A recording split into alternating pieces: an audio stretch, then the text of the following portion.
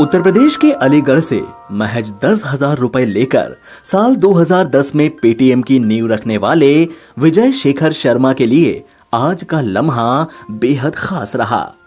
खास इसलिए क्योंकि आज स्टॉक मार्केट में पेटीएम ने पहला कदम रखा। विजय शेखर के लिए ये पल भावुक था और स्पीच देते वक्त वे रो पड़े। विजय के इन आंसुओं के पीछे छिपी है एक ऐसी कहानी जो काफी प्रेरणा देती है। पेटीएम की लिस्टिंग के दौरान जब विजय बॉम्बे स्टॉक एक्सचेंज के पोडियम पर आते हैं तो पहले से उनकी आंखें नम नजर आती हैं।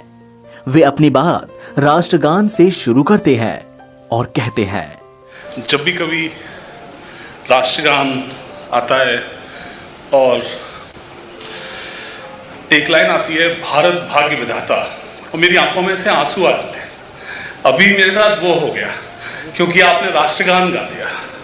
और ये जो वर्ड है भारत भाग्य विधाता, आई थिंक ये मेरी लाइफ का, मुझे नहीं पता क्यों, but it just overwhelms me, man. It just overwhelms me. Just saying these words gets tears in my eyes. Paytm listing समारोह के दौरान जैसे ही राष्ट्रगान बजना शुरू हुआ, विजय शेखर भावुक हो गए।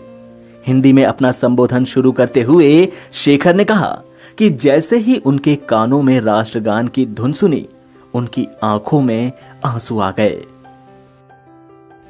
रुमाल से आंखों में छलके आंसुओं को पोंछते हुए शेखर ने बताया कि आज का दिन उनकी कंपनी के लिए क्या मायने रखता है। उन्होंने कहा कि लोगों ने मुझे कहा था कि इतनी ऊंची कीमत पर आप पैसे कैसे जुटाओगे, तो मैंने उन्हें कहा कि मैं कीमत के लिए नहीं बल्कि उद्देश्य के लिए पैसे जुटाता हूं। आज भले ही पेटीएम के शेयर की लिस्टिंग अच्छी नहीं हुई और शेखर भी इससे जरूर निराश होंगे, लेकिन उनकी कहानी लोगों को प्रेरणा देने वाली है। दरअसल विजय शेखर के इन आंसुओं के पीछे उनके संघर्ष की पूरी दास्तान छुपी हुई है।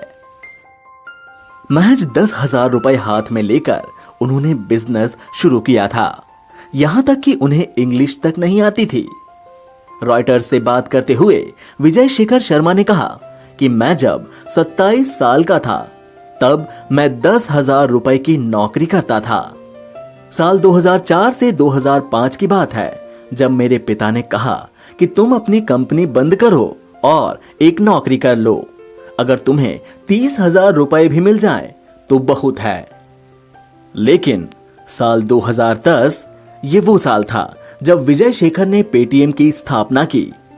अपने संघर्ष को लेकर शर्मा ने कहा कि उस समय मेरी हैसियत इतनी कमजोर थी कि मेरी शादी तक नहीं हो पा रही थी। मैं महीने का केवल 10,000 रुपए कमाया करता था। मैं अपने परिवार के लिए इन एलिजिबल बैचलर हो गया था। आपको बता दें कि विजय शेखर का जन्म उत्तर प्रदेश के एक छोटे से शहर में हुआ था। उनके पिता शिक्षक थे और मां एक हाउसवाइफ हैं। पेटीएम की सफलता के बाद वे साल 2017 में भारत के सबसे युवा बिलियनियर बन गए। साल 2015 ये वो साल था जब चीन के एंटी ग्रुप ने पहली बार इस कंपनी में निवेश किया। पेटीएम की शुरुआत एक दशक पहले ही हुई है। तब ये सिर्फ मोबाइल रिचार्ज कराने वाली कंपनी थी, लेकिन उबर ने भारत में इस कंपनी को अपना पेमेंट पार्टनर बनाया तो पेटीएम की किस्मत ही बदल गई। लेकिन पेटीएम के लिए पासा पलटा साल 2016 में जब भारत में अचानक एक दिन बड़े नोटों को बैन कर दिया गया, यानी नोटबंदी, और डिजिटल पेमेंट्स को बढ़ावा दिया गया। तब से लेकर अब तक कंपनी में काफी ग्रोथ देखी गई है।